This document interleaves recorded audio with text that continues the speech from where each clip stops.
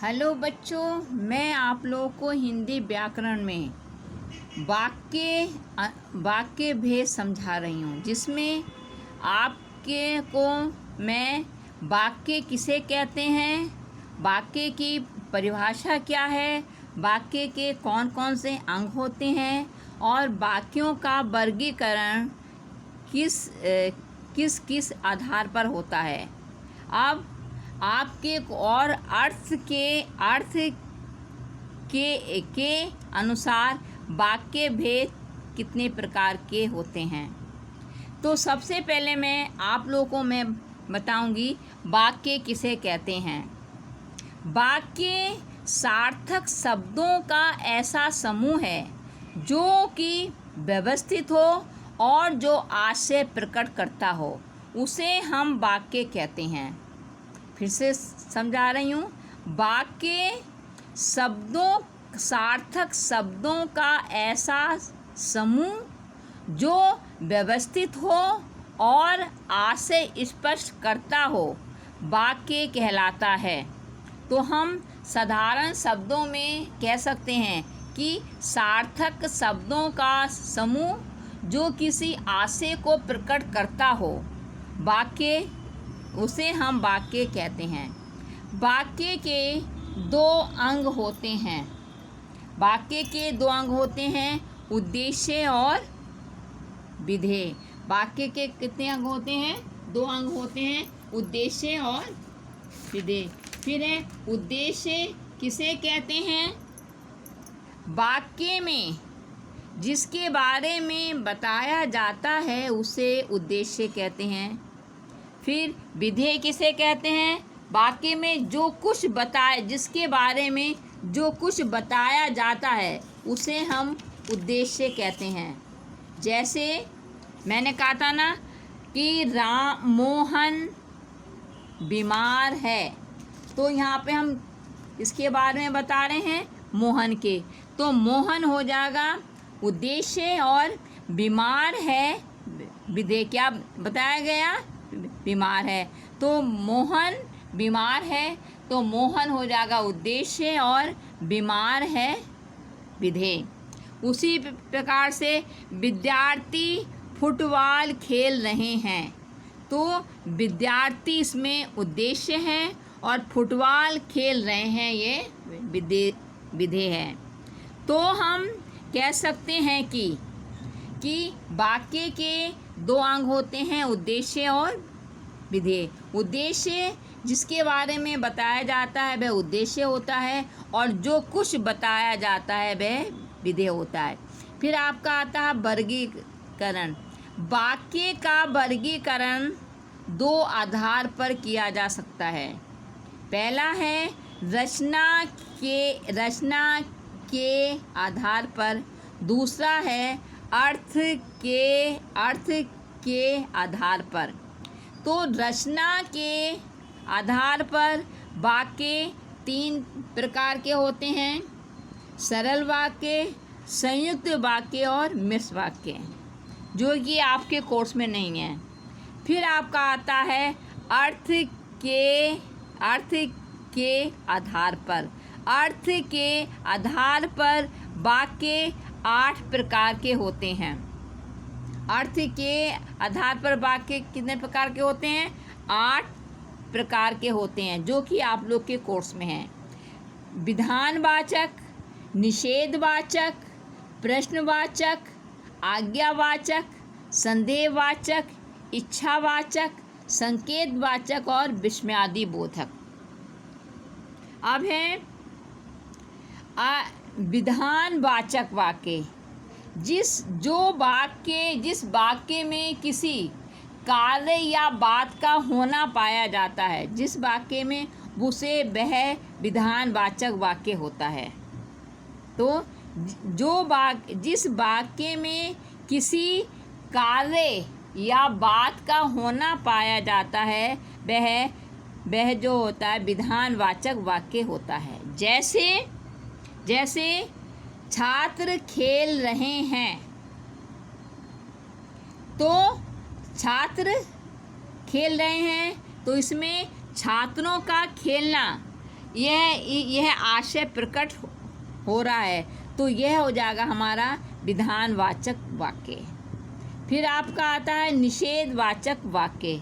जिस वाक्य में किसी कार्य या बात का होना नहीं पाया जाता है, कार्य का संपन्न होना नहीं पाया जाता है, वह निषेधवाचक वाक्य होता है। जैसे छात्र नहीं खेल रहे हैं, छात्र नहीं खेल रहे हैं, तो यहाँ पर इसमें छात्रों के ना खेलने का जो है प्रश्न हो रहा है, ना खेलने का आशय प्रकट हो रहा है, तो यह हो जाएगा हमारा निषेधवाचक वाक्य। जैसे राम विद्यालय नहीं जा रहा है, तो इसमें राम के विद्यालय ना जाने का जो है आभास हो रहा है, आशय हो रहा है, तो यह हो जाएगा निषेधवाचक वाक्य। फिर है प्रश्नवाचक वाक्य। प्रश्न पूछने में या प्रश्न किसी कार्य के में जो प्रश्न किया जाता है, वहाँ पर प्रश्नवाचक होता है। क्या छात्र खेल रहे हैं, तो यहाँ पर हम छात्रों के खेलने के लिए प्रश्न कर रहे हैं, तो यह हो जाएगा हमारा प्रश्नवाचक वाक्य। फिर आपका आता है आज्ञावाचक वाक्य। किसी को आज्ञा देने में, काम करने के लिए आज्ञा देने में, या जो है उपदेश देने में, जहाँ पर आज्ञा देना या उपदेश देने का भाव प्रकट होता है, वहाँ पर आज्ञावाचक वाक्य होता है। जैसे तुम विद्यालय जाओ, तुम विद्यालय जाओ, तो यहाँ पर हम विद्यालय जाने की आज्ञा दे रहे हैं। या सदा सत्य बोलो, तो यहाँ पर हम सत्य बोलने का उपदेश दे रहे हैं, तो यह हो जाएगा हमारा आज्ञावाचक वाक्य। फिर है संदेहवाचक वाक्य। जहाँ पर किसी कार्य या बात के होने का संकेत होता है, वहाँ संदेह होता है, या शंका या संभावना होती है, वहाँ पर संदेहवाचक वाक्य होता है।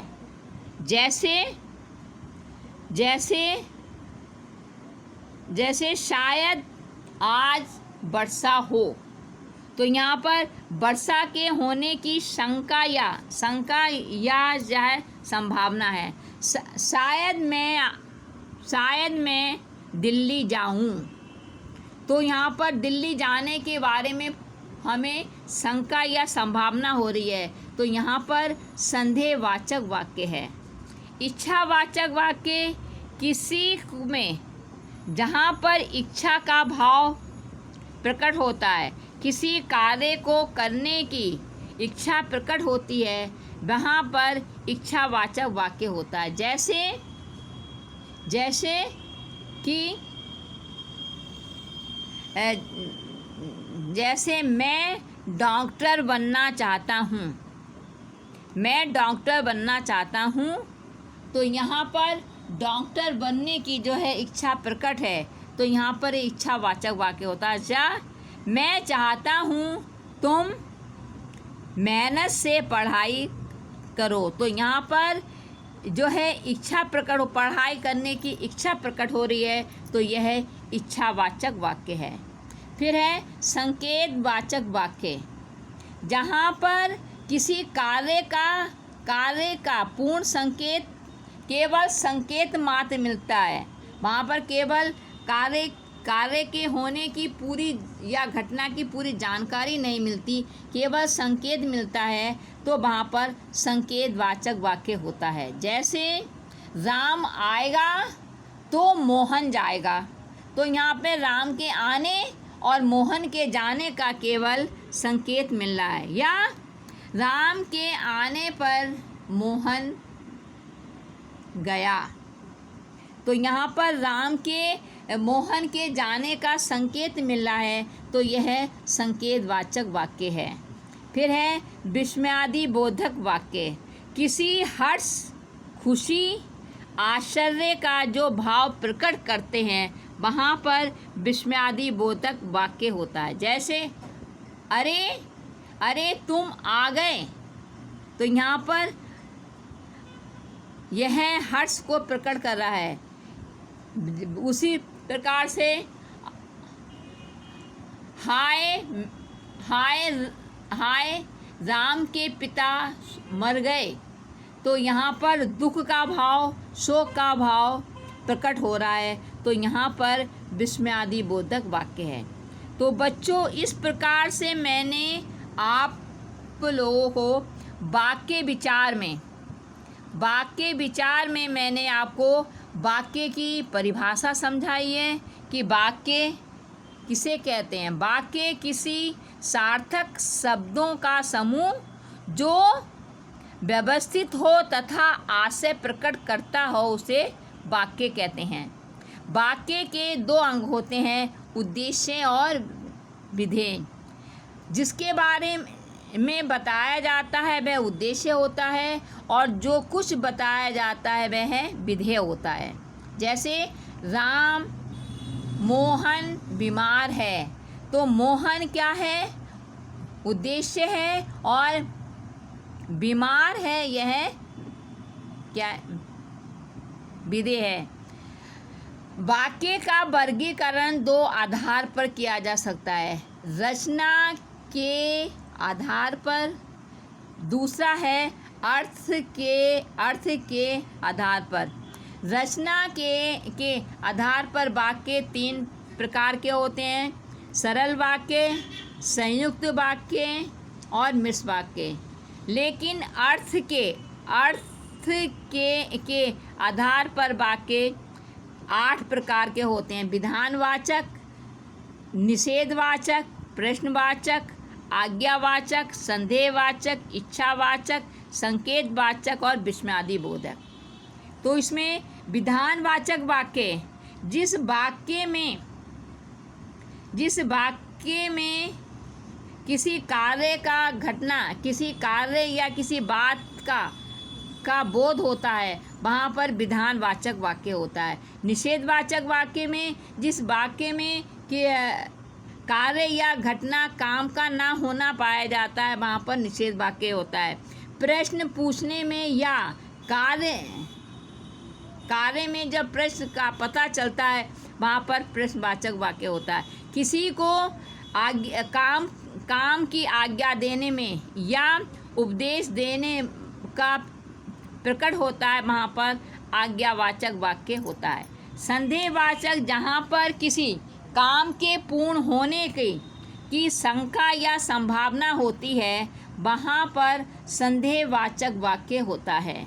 इच्छावाचक वाक्य, जहाँ पर इच्छा प्रकट होती, किसी कार्य को करने की जो है इच्छा प्रकट होती है, वहाँ पर इच्छावाचक वाक्य होता है। जैसे मैं डॉक्टर बनना चाहता हूँ, या मैं चाहता हूँ कि तुम मेहनत से पढ़ाई करो, तो यह है इच्छावाचक वाक्य। फिर है संकेतवाचक वाक्य, वहाँ जहाँ पर किसी कार्य या घटना का पूर्ण ज्ञान नहीं होता, केवल संकेत मात्र मिलता है, वहाँ पर संकेतवाचक वाक्य होता है। फिर है विस्मयादि बोधक, हर्ष, शोक, आश्चर्य का भाव जहाँ पर प्रकट होता है, वहाँ पर विस्मयादि बोधक वाक्य होता है। जैसे अरे तुम आ गए, तो यह क्या है, खुशी का भाव प्रकट हो रहा है। तो इस प्रकार से बच्चों मैंने आपको अर्थ के अनुसार वाक्य भेद समझा दिए, जो आप लोगों को समझ में आ गए होंगे। धन्यवाद।